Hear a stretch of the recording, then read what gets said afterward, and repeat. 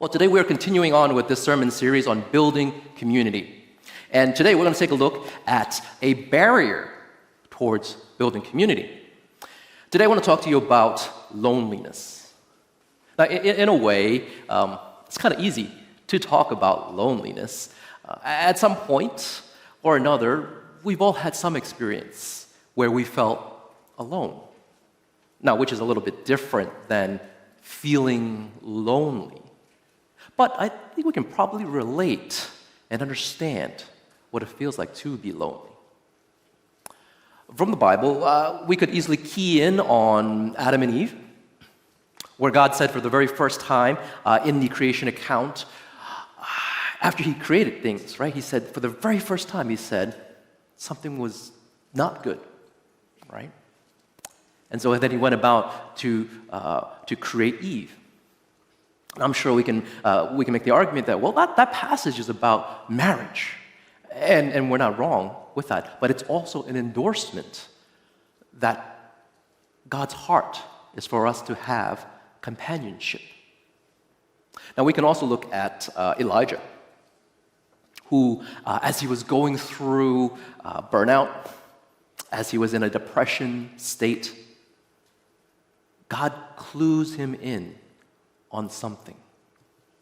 He tells him that he's been preparing 7,000 in Israel, all whose knees have not bowed down to Baal and whose mouths have not kissed him. He's reminding him, you're actually not alone. There's 7,000 others who have not become apostate, unfaithful. And then at the very next verse, right after this is the beginning, this is the call of Elisha. So this is actually leads right into succession and companionship. Relationships, they have a purpose. They meet a very real need in all of our lives.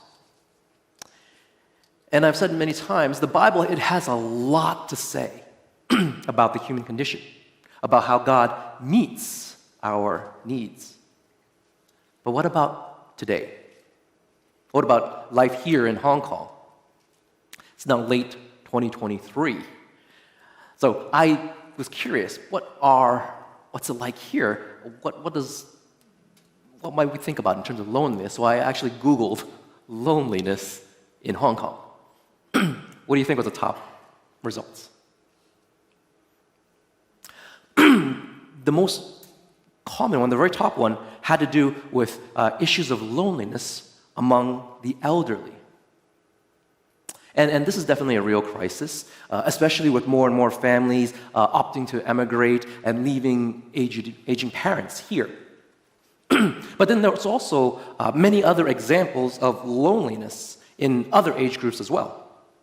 For expats, you might think that, Hong Kong has so much to offer, but it can be disorientating to leave everything you knew behind, everything you ever known, to go to a new place. And let me just tell you from experience, there's a really big difference between living somewhere while you're on holiday versus living as a resident. For example, I used to come to visit Hong Kong many times before I ever moved here, but never did I ever need to know where I could buy a drill. But suddenly, after I moved here, I needed to hang a picture frame. And so then it suddenly occurred to me, I have no idea where to buy a drill. You see, in the U.S., I'm used to DIY projects and just doing them here and there, so nearly everybody has their own toolkit of stuff, all sorts of power drills, power this, power that. How was I supposed to find that? I didn't have any of that here. And so I hadn't realized that, in Hong Kong, people call a guy for that, and that's how it's done. There were no Home Depots or Lowe's, no tools superstores here. There was only Shanghai Street or Lockhart Road. Well, it can feel lonely when you aren't able to accomplish even the most basic, simple things that you're used to. And then, of course, not to mention leaving all of your friends and family behind. So the expat life can inherently be lonely. for young people and students. This is also a growing problem, made worse during those months of online learning. But those of us who are way past that stage, we recognize that generations of young people are no strangers to feelings of loneliness. So then, what about us? Those of us in between these age poles. I remember reading one time somewhere that the older one gets, the harder it is to make new friends. And in fact, it sort of begins as soon as you leave university. Now, there's probably some truth to that. When you're in school, it can be easier to meet new friends, new people.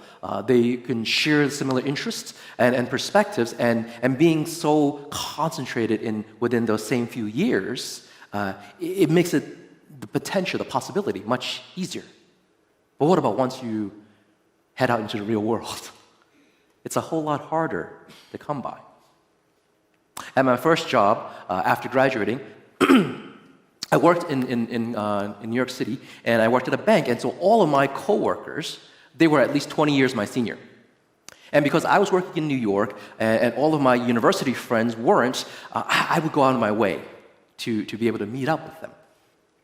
Let me give you an idea what I was talking about. Now, at the time, I was living with my parents in New Jersey. I worked in New York City, and so my commute one way was 1 hour and 40 minutes.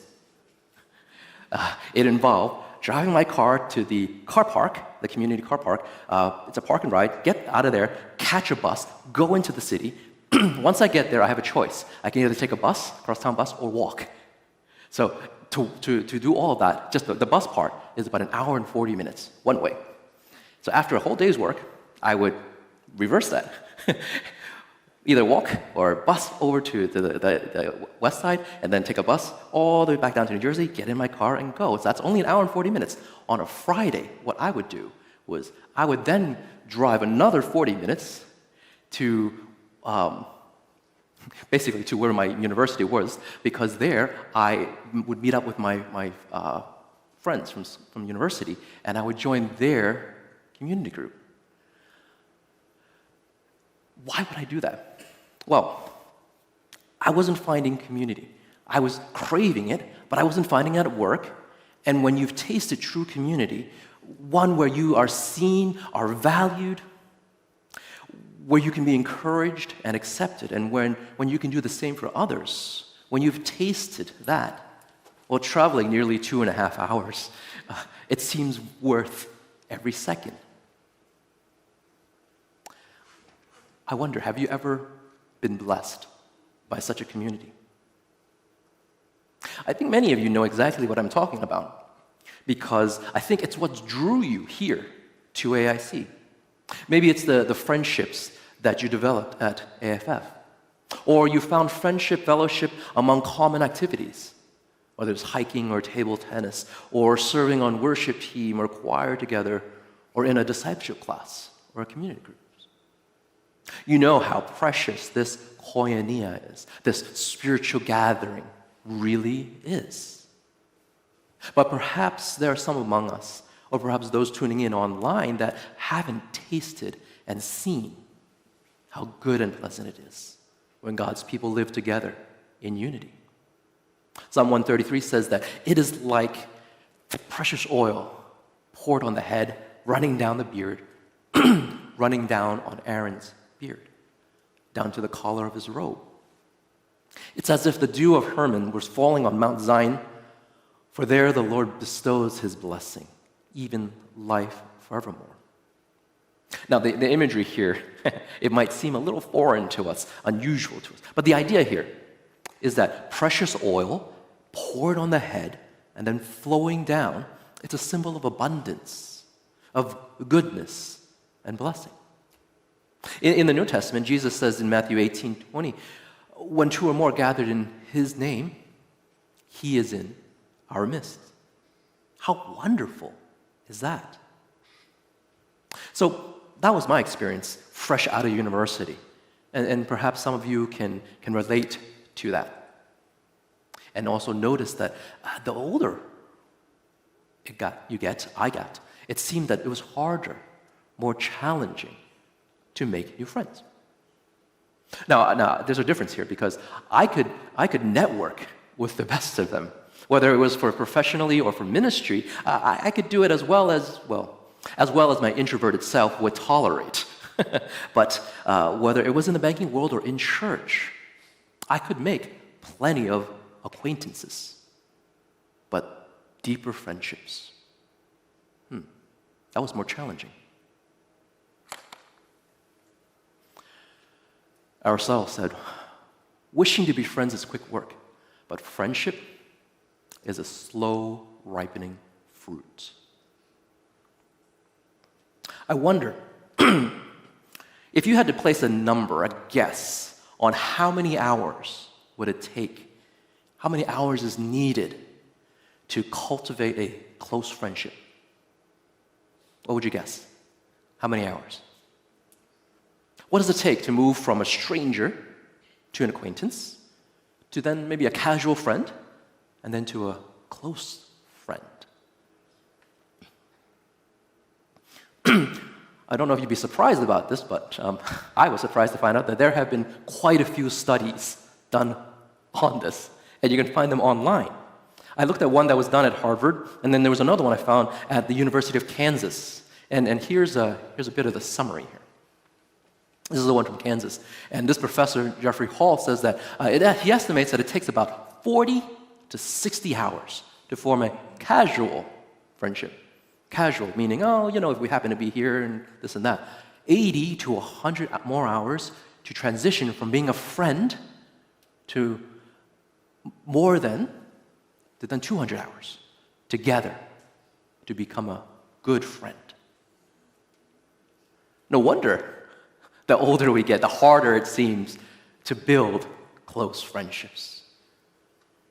No wonder it takes so much time. And thus, so many are feeling lonely. It's no surprise that there is a crisis of loneliness. And I really can't say that I'm surprised that because there's so many factors and reasons that can lead towards loneliness. I pointed to a few today, but there are so many others. We might be geographically limited, and that might cause isolation. We might have a deficiency, a physical or psychological limitation that keeps us separated. Maybe we've been hurt or disappointed by others. Maybe we've succeeded so much that we've made it to the very top of our profession, only then to discover, it's lonely at the top. As I said, there's many, many reasons. What are some of yours, perhaps? What causes you to feel lonely? Do you know others who might be in a similar situation?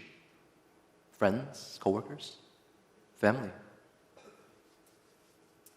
It might be a little simplistic, too simplistic perhaps to state this, but community is the antidote to loneliness. But it's really not just proximity, is it? It's not just proximity, being nearby, that cures it. Sometimes, as we may have experienced, it may feel the most lonely to be in a group and feel like no one knows you, that you're not a part of such a group. Our scripture passages for today remind us of the importance of community. In the letter to the Romans, Paul teaches that we're like one body with many, many, many, many members. Each part, they don't do the same thing. They don't have the same function. But we're all needed, and we're all valuable, and we would be incomplete without each other. Have you ever thought about that? Your brothers and sisters, those around you, they would be incomplete if you were not here. If you were not using the gifts and talents that God had specifically given to you to serve this body. This body illustration, we can take it a step further. It would be like if our body were missing our hands. or we try walking without leg bones. We might be able to do it. We might be able to move around, but it would be at a great cost.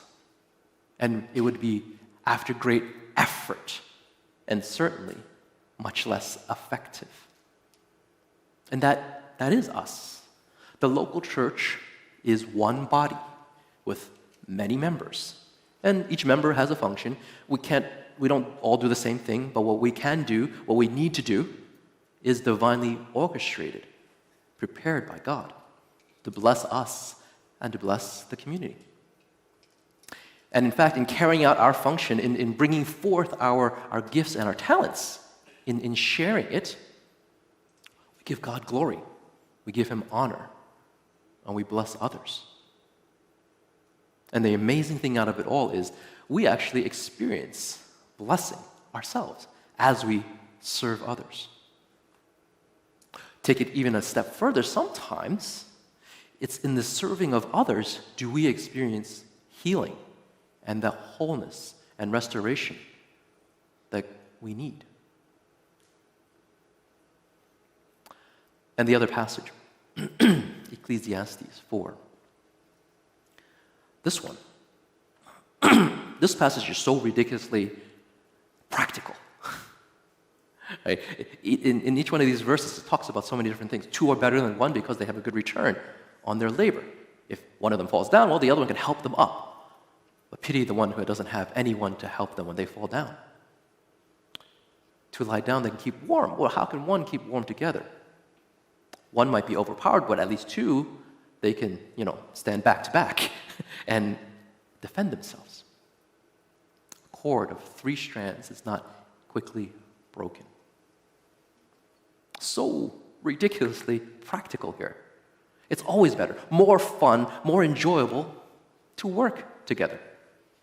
Of course, this is predicated on being one in unity. Because if that's not true, well, then the exact opposite would happen, wouldn't it? It would definitely not be fun working in a very disunified team. It would be worse, right? It would be certainly less effective and definitely not fun and downright terrible, especially if we are at odds with one another. But here, Solomon cites some great examples of how friendships, of how it should be when God's people are united in one spirit. So that is the teaching. The idea isn't groundbreaking. You probably knew that to break loneliness, well, it means to get in community. But all too often, we allow loneliness to prevail and persist, like as if it's almost like it almost feels good or feels better to feel lonely rather than to take a chance, to risk hurt or rejection, to risk discomfort, and to actually reach out. We know it, but the hard part is to do it. So here's the practical ending to this question. What can you and I do to combat loneliness? This particular barrier towards building community. First one is to seek community. Here at AIC, this is a core part of who we are as a local church. We exist as a local embodiment of God's kingdom. So if you feel like you're on the outside, well, this is your invitation to come in. Make the first move to get involved. By virtue of being here or joining online, you've made a good start. The onus continues on you to take the initiative to get to know others. Make the effort to meet and interact with those who you don't know yet. Second one is create. Create opportunities to gather. Now, this one isn't so much of a step 2 as an important all-around step for all of us. See, we need opportunities to gather. Remember I said that the older you get, the harder it is to make friends? I think that's one of the great, powerful things about school, right? That putting young people in the same life stage together, they have that opportunity to meet, to gather, But it seems that when we're finished with school and we're out in the working world, those opportunities, they're less frequent. So we need these opportunities to gather, whether it's for lunch after service, or in community groups, or even to take a walk in the park and playing tennis or something. Social events and activities are essential to create bonds. So brainstorm opportunities to gather, to invite others to join you. The third one is to be. Be a person of care and interest. Now, this one sounds a little weird, I know. I tried to work it around to make it more catchy. But this one, what I'm thinking about is something I used to tell my boys. I told them, well, if you want to make friends, learn to be a good friend to others. And then there was the catch. I thought it was catchy. Make a friend by being a friend. Right? Same sort of idea here. So you want to be a part of a church community. Be a person that helps others to get connected in community. Be the type of person who welcomes others into community, just like how you were welcomed, or how perhaps you would like to be welcomed. Now, these three,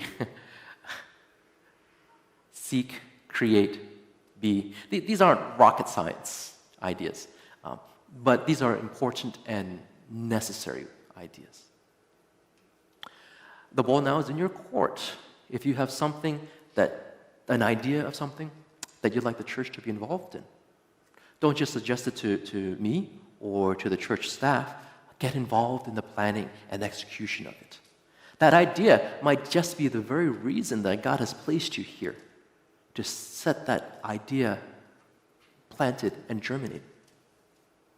So this week, take steps to combat loneliness, whether that is your own loneliness or the loneliness of others.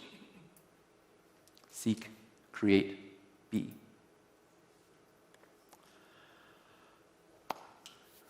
Dear friends, we, in fact, do live in a lonely world. That's the reality that confronts us, probably inside these walls, as definitely outside these walls. But God has a plan to tackle this, and He's calling His church to be a part of that solution. Let us step out in faith, beyond our comfort zones. Let us minister in God's love and compassion to the lonely around us. Would you rise and pray together?